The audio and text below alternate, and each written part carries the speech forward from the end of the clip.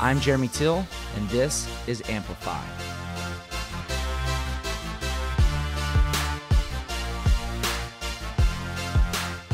All right, guys, we could not be more excited for our first podcast, bringing in Mark, Garza, and Chelsea Hardee with Flatwater Foundation.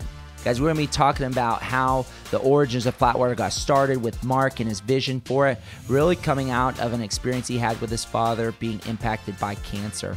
And Chelsea coming on board as well and working with Mark to make such an impact within the Austin community with their services with Flatwater. We're really excited to hear what they have to say, and they're coming at you right now. All right, guys, it's Jeremy Till here coming from Austin, Texas. Excited about our guest today on the podcast. We have Mark Garza. I don't know why I wanted to say something different. And then Chelsea Hardee coming in to be guests. They are both with Flatwater Foundation and super dynamic Austinites here. Great past and also a awesome future with what they're doing here with the nonprofit world. So we're super excited to have them here. So I'm going to introduce them, guys, and we're going to get into their story, where they're from, and how they got to where they're at, and where they're going. So I want to introduce Mark here. Mark, how you doing? Pretty good, Jeremy. Thanks for having us on. Appreciate it. Awesome. And then Chelsea. Yeah, likewise. Thank you. We're excited. Awesome. So we're just going to dive in, and I'll kind of pinball back and forth between the two of you. And, I got to meet, I think I met you, Chelsea, maybe about 4 or 5 years ago. Yeah. And Mark, I think the first time I saw you was at a Flatwater after the Damn That Cancer. I think you were up there talking after the event. I was like, who is this guy? Years back. It's been years back. Yeah. I think it's been 4 or 5 years. Yeah. I think Lisa did a photo shoot with you guys. Yeah, about 5 years ago. So, cool. So let's dive in first with Mark, who's what do you describe yourself as, the founder? Founder, executive director. The executive director is something that came eventually, but for a while I was just kind of the founder and putting it all together. Started in 2010. Awesome. And then, Chelsea, what's your role with Flatwater? I am the director of development, but because of there's just two of us, we kind of do a little bit of everything. Absolutely. But that is my title. Yeah. Awesome. Yeah. Well, cool. So we'll come back to Flatwater. First off, I just want to get a little bit of history of where you guys are from, because, on the podcast, we just look at where you come from and what attributes your past brought into where you're at, and how, creating what you're doing right now has happened. So, Mark, just kind of give us a short, on where you're from and kind of what brought you to the start of Flatwater. Absolutely. Yeah. I'm actually born and raised in Austin, Texas. So from here in Austin. And grew up, mom and dad that kind of taught me that the youngest of 4 kids taught all of us that you can do whatever it is that you want to do. My dad ran a nonprofit. Actually, he was a dentist my entire life. And I also ran a nonprofit and kind of showed us, it's okay to follow a passion. And then mom was a 2nd grade teacher. So a lot of emphasis on education and helping others. My experience kind of through advertising agencies and marketing and, after college, New York, San Francisco, around the country, just kind of taught me, to use my skills and find out what makes me tick, and then use that for the greater good, or to kind of keep myself happy through my own passions and kind of make my own path. Mm-hmm. And so in that process, you worked in corporate America. You did. I did. The fun part about it is the best advice I ever got, I say this all the time, was kind of fundamentals. Like when you're starting, I went to school and had the chance to meet with Peter Georgescu, who is the chairman of Young and Rubicam Emeritus, big ad, global ad agency. And I wanted to be in a creative field. I studied economics and business, and everybody's going into investment banking and consulting, but I really wanted to be around super creative people. And taught me to kind of just learn the fundamentals, get that down. And so I ended up in New York City after college. I went to school at Brown University in the Northeast in Rhode Island. Ended up in New York City, and his advice was get on big global accounts that know what they're doing, learn the fundamentals, and just get into it, get into the grind, but work really hard to learn the basics. And I spent quite a few years at 1,500 person global ad agencies in big cities like New York and San Fran, learning kind of the fundamentals, if you will, following that path, but knowing that a skill that I was learning was going to be used in other ways. So I started in that real kind of corporate environment, if you will, but I don't really feel like, I feel like in ad agencies, so creative, and they want you to have a lot of fun and learn, but not feel like you're working so much for the man because you have a different kind of fun job. You kind of have kegs in the office and happy hours in the office. Some madman type of stuff. Exactly. We joke about that all the time. I always think of the movie Boomerang, but that dates me. Yeah. But yeah, so kind of worked in that field, and then really did what I could as quick as possible to take everything I was learning and use that mentality to find where I thought my purpose was and use it for that, not just widgets, selling cell phones and computers. I was making commercials for Dell and Sprint, but to use that for the greater good. That's great. Yeah. Cool. Right on. Well, let's move over to Chelsea and kind of give us a snapshot of what brought you to where you're at today. Yeah, so I grew up on the central coast of California, San Luis Obispo. My father was an athlete. He won a bronze in the 72 Olympics. My mom was actually one of the first women in America to receive a Title IX scholarship. So that was the thing that I'm really proud of. That's awesome. Yeah. So I grew up, and my life was kind of revolved around athletics. I played volleyball, soccer, track and field. I ended up competing at UCLA as a pole vaulter. And then I competed for 5 years post-collegiately as a vaulter.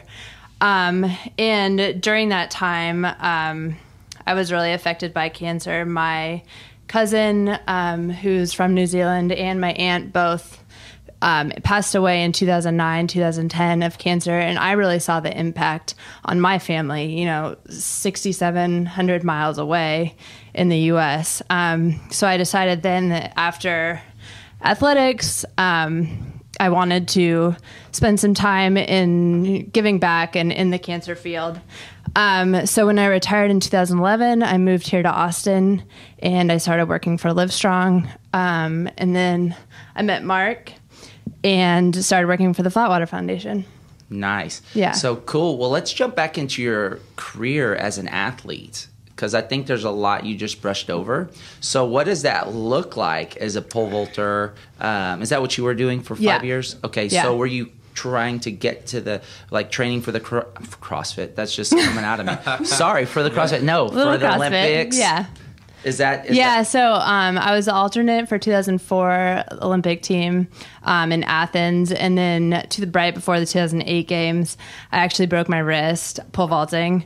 I was training in practice, and the pole snapped in half, and I broke my wrist. Wow. And then in 2009, I made the World Championships team. Ended up winning a silver medal in Berlin at the World Championships. So that was pretty cool. And then, just decided that in about 2011, I was ready for the next stage of life. I had a lot of really bad accidents in the pole vault, like broken poles, popped out ribs, missing the pit, things like that. I was more fearful of the pole vault than I really was enjoying it at that point. And my dad and I were over, my dad was my coach too. And we were over in Australia, and, I was supposed to be there training with, at that time, the best male pole vaulter in the world, Steve Hooker. He was Australian, and he had built a pole vault mecca, the best place to train in the world. And I literally wanted nothing to do with pole vaulting at that point. And I realized that I was kind of stringing along so many people who were so invested in my career, but I wasn't invested still. And that just, to me, wasn't fair to my friends and family, those surrounding me. So at that point, I decided to walk away from the sport. But I'm still really involved in athletics, and I'm still, really active, because that's still my outlet. That was my outlet my whole life. So that really hasn't changed. I really enjoy working out and, just athletics in general. So that'll always be with me. But because it's not my career anymore, it doesn't change that part of me. Absolutely. So it's awesome to get to talk with you because, A, you're a world-class elite athlete, and your humility is another great attribute of yourself because, I see you quite a bit, and until I just heard your story, which isn't told enough, that is pretty impressive. So Thanks. That's so awesome to hear your background, and I didn't know that about your mother and father, which is also amazing, because these are, essentially in the frontier of health and wellness and what they were doing.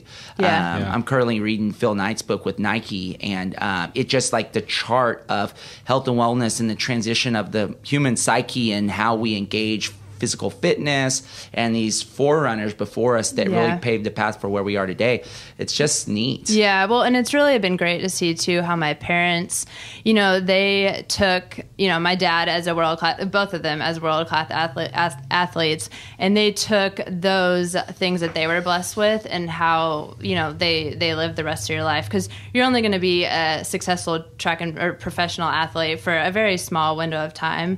But then it's kind of up to you to figure out how to use that thing you've been blessed with throughout the rest of your life. And my mom, she taught at a local college, health and wellness, track, soccer, everything, and has really, really been an ambassador in our community for being out and being active.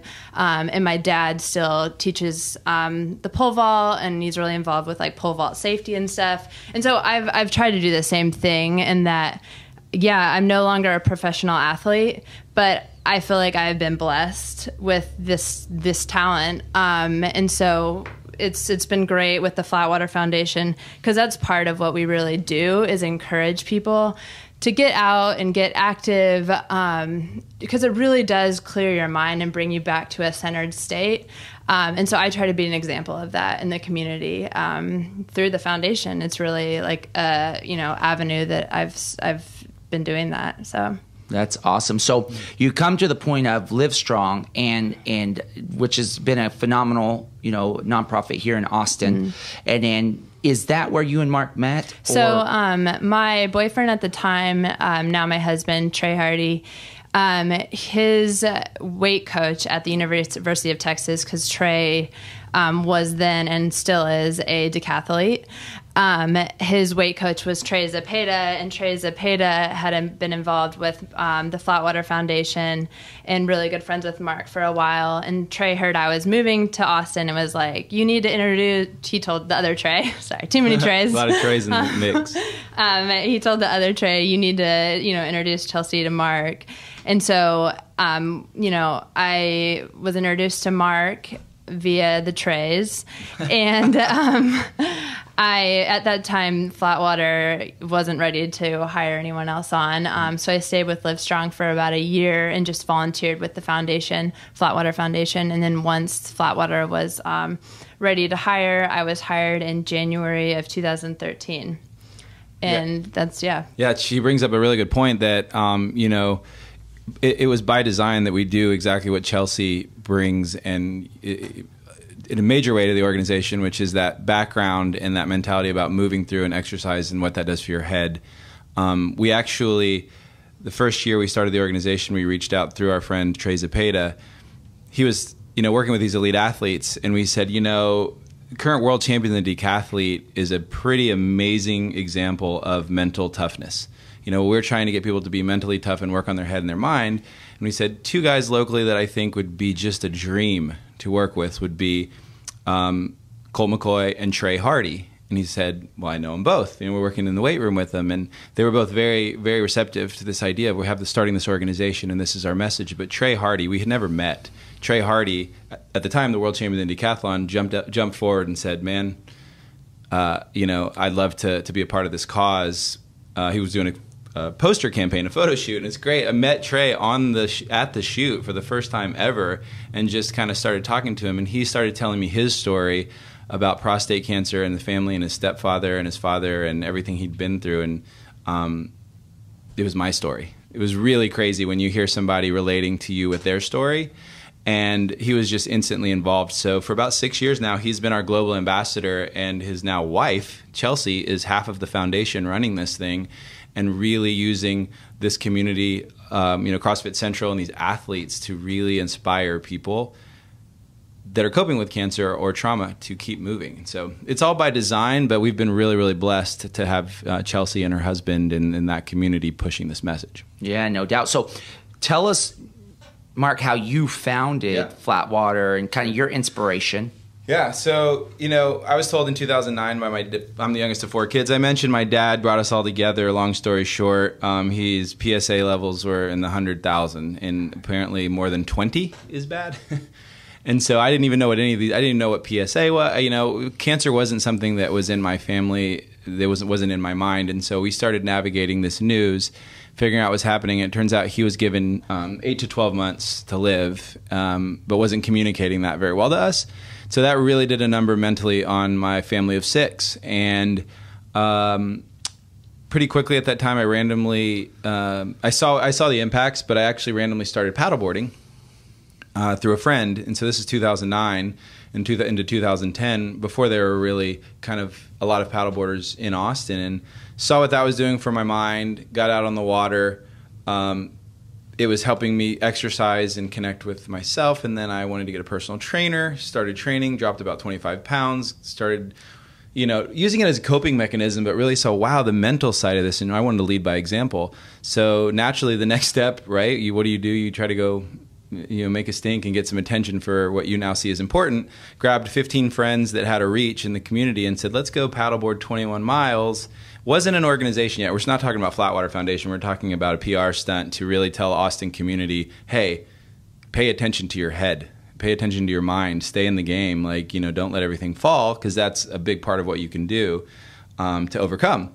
And so we did that as a stunt with guys like Alex Earl and JB Hager from JB and Sandy in the Morning at the time, and partnered with Livestrong, who has always been a really, really important in this town for helping people with cancer, and did it, got on the news stations, and made it happen. And $35,000 of support rolled in for the mental aspect of cancer, and that was really kind of, wow, this is important. And what was missing for me was a counselor, a professional. So I tried to go get a counselor. I tried to get a professional to help. It was really hard to find. And when I got there, it was like, okay, this is awesome. And she said, well, it'll be $140 an hour each time we talk. And I just, boom, made it all the way there and was on the front steps. And then I don't know about you, but that's, to me, 4 times a month, that was going to be crazy. So a couple days later, she called me back and said, hey, there's something about you, I still want to see you. What can you pay? And I want to work with you. We can do a sliding scale. And after that I started getting care, came out a cheerleader, and realized that was it. That was my aha moment. I wanted to change the game and eliminate this barrier. I wanted to help people get that care. I saw what it was doing for me and changing my life, just because I was working on my head and being told your dad's going to die. Mm-hmm. And figured, wait, I'm doing well and I can't afford this, and everybody seems to be hit by cancer these days. Let's just go. So yeah, that was the genesis. That was my aha moment. And now that's what Chelsea and I are doing every day, is how can we create a business, nonprofit, but still a business? How can we create a business that all the efforts that we do basically pay the bill for people that need mental health support, but on the side, we're also inspiring people to take care of their heads and their minds. And so now we're, it's 6 years later, and over 700 families in care. We're just still doing one thing, paying the bill for people that are going to get care on our behalf. Mm-hmm. Don't have to worry about money. So that is how it came. We say Flatwater because one diagnosis causes waves all around you in every direction. And our goal together as a community is to bring everybody back to that calm, serene, flat water so they can navigate that cancer, not all the crazy stuff that's happening in their lives. So having some fun with it too. Absolutely. We'll get into that for sure. So just kind of give me a conclusion with your father. Yeah. So, he was given 8 to 12 months to live, and he I created the organization. He had run a nonprofit for 25 years. So man, having a guru on your board and helping you get everything set up correctly, really there's a lot that goes into running a nonprofit and creating it is a business. It is starting a business, but having his expertise helped us get it off the ground and do things right, and get it set up. That 8 to 12 months turned into 5 years. It was a nutrition thing, eliminating enriched stuff and sugars and everything. We could talk about that forever. That's a whole other conversation you and I talk about. But he changed what he ate when he was put in his body to stop feeding the cancer and tried to stay away from a lot of the chemicals, and added 5 years. So he was ready. We lost him a couple years ago. a little over 2 years ago, and was ready, but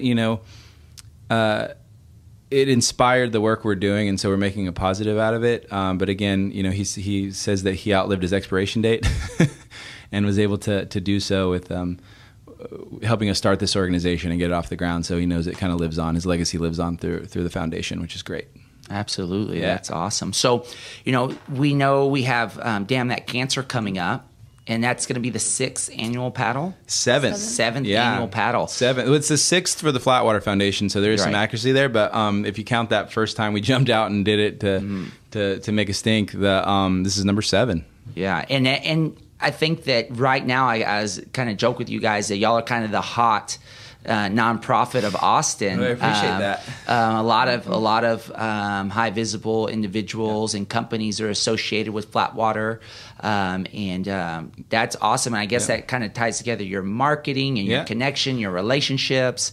Yeah. And I want to, Chelsea, I'd love, basically, when you have a one-person organization and you're a volunteer for three and a half years, I was a volunteer. This was something that I did while I ran, we worked a job out of New York City for 3.5 years. Because we wanted all the money and effort and energy to go to the nonprofit. Well, 4 or 5 years in, you're getting really seriously kind of tied to the cause, and it's not a hobby. This is a big business trying to help. We're now doing $50,000 worth of therapy a month for people. I mentioned earlier I was the founder, but they said, what's the vision? You got to hire an executive director. What do you want to do? And I said, wait, I'm not ready for that. I'm going to come on as executive director. Very soon after, this is serious, overwhelmed. We're getting this growth you're talking about. We need somebody that can handle sponsorships, the events, and grow. So bringing on Chelsea, and we joke that we doubled in size, overnight, and from 1 to 2 people. Chelsea and her connections and her drive. You don't become number 2 in the world, top of the world by not delivering and being very well organized and setting goals and knocking them out. And so what that goal, there's something to take away from kind of the learnings of how things align. That mentality, Chelsea can talk about that a bit, but putting that asset into the company and applying that to our events and our development and our relationships, really, all across the board, takes us to the next level to go from $100,000, $200,000 event. This year we're shooting for $500,000. But I'd love Chelsea to kind of talk about how she makes that happen, because it's really been a game changer for the company. Yeah, I mean, for me, it kind of, I don't want to bring everything back to athletics, but it's a lot to do with what I learned in athletics and my upbringing with my parents. There are certain things you need to have a vision, and then you need to have a goal, and you need to know what needs to be done to make that happen.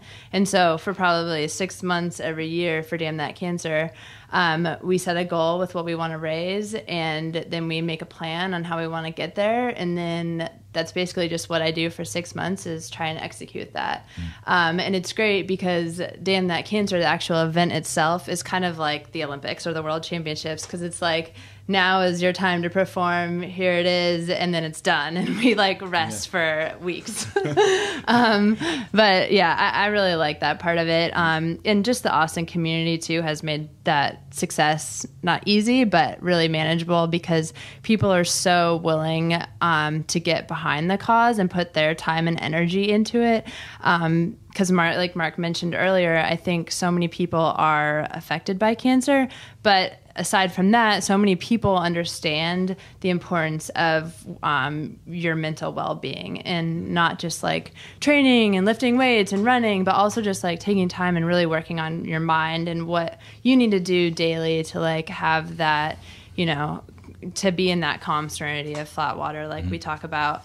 And so because of that, we have great partners in the community like CrossFit Central, the Chive, Springbox, Dropbox, Google, as it can list off all these successful companies that have really come on board and have been great advocates for what we do, which has made my job easy, because there's just people constantly, wanting to help us and be a part of this. So, all right. Yeah. I mean, there's an aspect too to not anybody was doing exactly what we are doing as well, and so it's really important for us to tell people about it. It's not like we're not another company, another nonprofit, another somebody doing the same thing. We really have to do a lot of awareness, and what we found is people are shocked that that exists, that you know mental health and the side of that side of the cancer, and we can convince people to get behind it because they know it's necessary, and we're not like elbowing and trying to fight through a lot of clutter. It's about partnerships. It's about working together and not trying to like fight for dollars. You know, we're really big on what companies can we work with, what nonprofits can we work with, and how can we really get people to start thinking about the message. And then that gets them really excited about the event. You know, where the rubber hits the road is let's go raise some money and paddleboard. So it's fun. Right. And that's a neat thing about Flatwater Foundation, and that we see the funds, you know, that are raised aren't necessarily what are a lot of questions with cancer nonprofits is where's the money going? Right. Yeah. What is the treatment? Do we agree with the treatment? But you're talking about health and wellness. Mm-hmm. You're talking about mental through psychology and therapy. Yep, psychotherapy, And so you're getting the application that's directly connected to the person. It's tangible. Yeah. And it's localized. That we can see it even boost the local economy with practitioners of these skills. Yeah. And you know, we built our own software platform to manage the referrals so we can watch metrics. We can see exactly how many dollars we've spent where. We're starting to add more metrics anonymously. You know, this is completely anonymous. Chelsea and I don't know who's in care. But we're gaining metrics on age and who they are and why they're in care, so we can start gathering data as a two-person organization. You know, getting data points on 700, 1,000 people soon, how often they're going, and what's the average amount of time they spend in therapy. So all of those things are huge to us as an organization for learning. Yeah, and it's not just the individual too that's affected by cancer. It's their whole surrounding support system. Yeah. So it's, if I have cancer, it's my husband Trey. It's everyone who has been affected and has been impacted that we provide care for. So yeah, and we do one thing. We provide access to mental health support. I think, Jeremy, you were touching on that. It's like, what your dollar does. And we go and we've negotiated like this 50%. It's essentially half scale because it's $70 an hour, and that usually would cost $140. So making a donation of $50 is worth $100 because it's going that much further at the point of care. And Chelsea's, Chelsea's role in this with sponsorships and everything we do with these partners she's talking about. A lot of organizations will throw an event or party, and part of what you donate is paying for the party. Well, what we've done is we've partnered with these companies and these sponsors like Tyler's for Tyler's Damn That Cancer and the Hewlett family, and these local companies that are putting in huge chunks of dollars so that absolutely no money is spent on the nonprofit fundraiser, so that the fundraiser's money is going straight to the cause. It's awesome. We, in a surplus, we cover the event so that you don't have to pay for it with your friends and family. It's important to us, man. We want everything to go to therapy. Yeah. One thing that is coming to mind here is can you give me a snapshot of one of y'all's success stories? Because I know y'all featured that, but just give me one story that really has impacted someone's lives through the services. Yeah, you want to talk about the equine therapy or the family out there? Or Clarissa? Yeah, we have a paddler this year. Again, it's psychotherapy, and so we take the anonymity very seriously, and we don't really know. It's anonymous, and so every few years, kind of people come forward and want to share their story. So our good friend Clarissa is.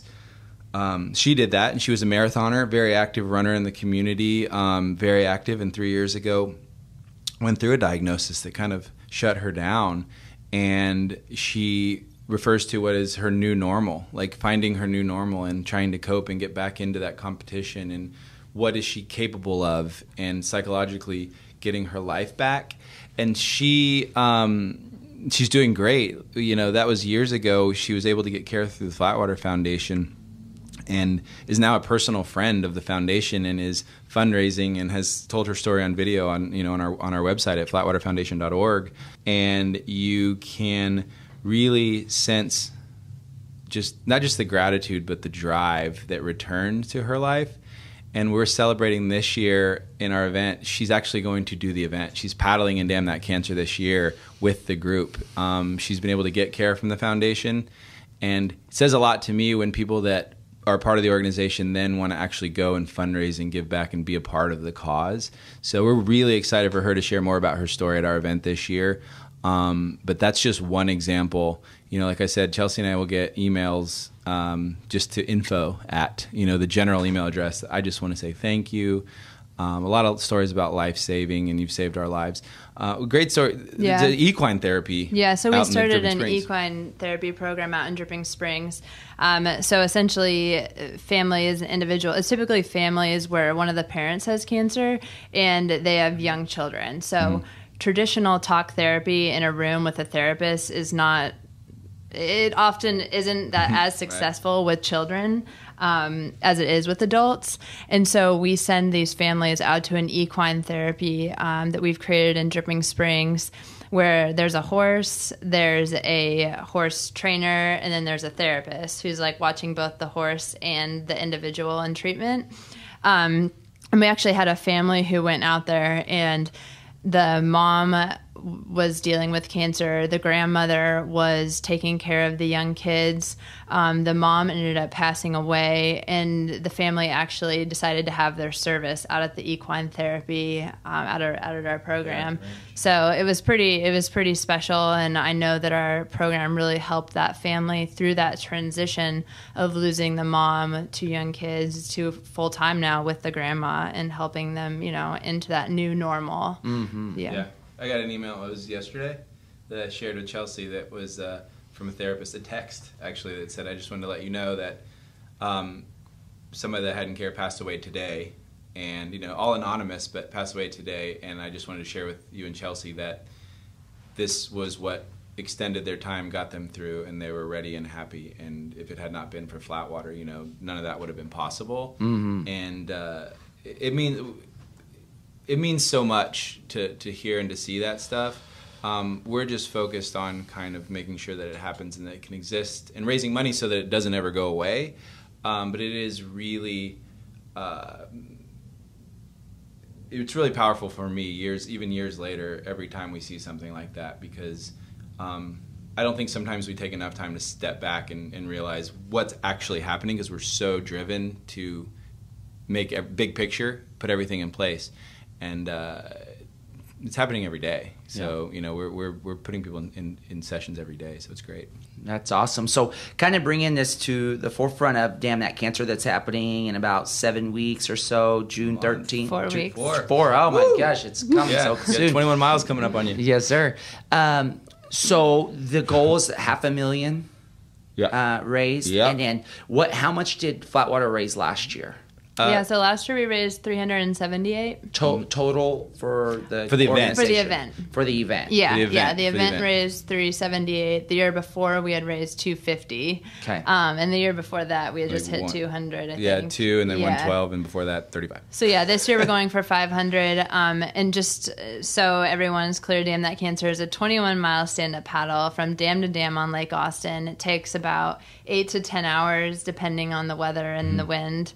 And last year we had 115 paddlers. This year we have 160. There's an application process that goes into it. It's not just a free-for-all, anyone sign up like your typical 5K. We really want these people to have been, driven by the disease, driven by the foundation. In Austin, you have to be careful because everyone's looking for that next, athletic challenge, which Dam That Cancer definitely is.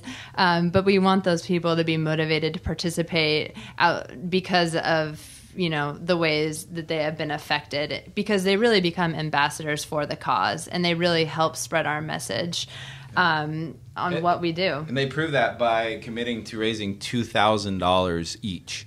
Through friends and family, like a lot of events you have to raise $250 to do.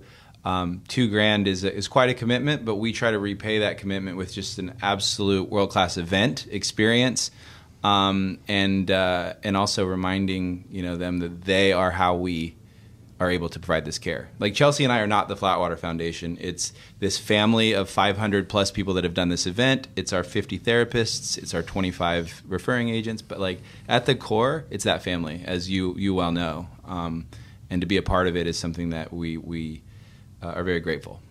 Yeah, that's great, guys. So kind of on ending notes on a few questions, Mark, we talked about the perfect job, or how do I get to where you're at, or how do I do that? And you had some advice there.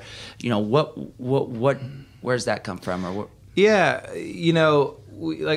I really early on, with your parents and kind of the influence that you have, I think naturally you look to your parents and that's who you emulate. When I was 24, I started my own company to go move to Spain and use the advertising lessons that I'd learned to go spread the news and sell study abroad programs, because in college I went to the University of Sevilla for a year, and that changed my life. And so I think really paying attention to what impacts you and what touches your life and what's really important, listen to that call, to that cause, to that purpose, and really apply it, because that's really how you're going to wake up every day. And, each day is a blessing. And if you're doing and charging at what you want to do every day and making that your life becomes that much more fulfilling for so many people, because you're not just helping yourself, you're helping others. So really, it's not to say that you get out and you just start and make it up. You actually, there's a path you have to follow. Chelsea had to train, and really dedicate herself into this, and can use those connections that she made, but with a lot of hard work. It doesn't just come. I think the advice I would say is that comes from, getting in, learning the skills, learning what you need to know, and really applying it. And where you apply it, like I said, I started this company and moved to Spain, and everybody says, oh my gosh, you live in Spain and you're traveling around and filming and selling study abroad programs. How do you get this job? To me, it's not about how do you get this job. It's about how you create the opportunity for yourself that provides you what you want, that fulfills your purpose. And so now with Flatwater, it took me 33, 34 years. I got hit with this, and I found purpose. You don't always find it. Sometimes it finds you. And so I feel like I've found this purpose. This is my purpose. Forever grateful for people like Chelsea and you and others that want to get in and are also a part of this purpose. But I really think that it's okay. The lesson I would say is it's okay to feel that drive and to get out of the norm, to get out of the typical ladder climbing path and really create your own ladder and your own vision and goals. Like Chelsea said, set them and achieve them. Make them achievable and just keep meeting them little by little, but follow that call. Agreed. Well, on that note, guys, thank you so much for your time today, and we're looking forward to our partnership with Flatwater Foundation and helping you guys out and raising funds. So it's been a great podcast. We're grateful for y'all. So thank y'all for coming in. Yeah, man, Thank appreciate you. it. Yeah, Thank you so much. Appreciate the time. Awesome.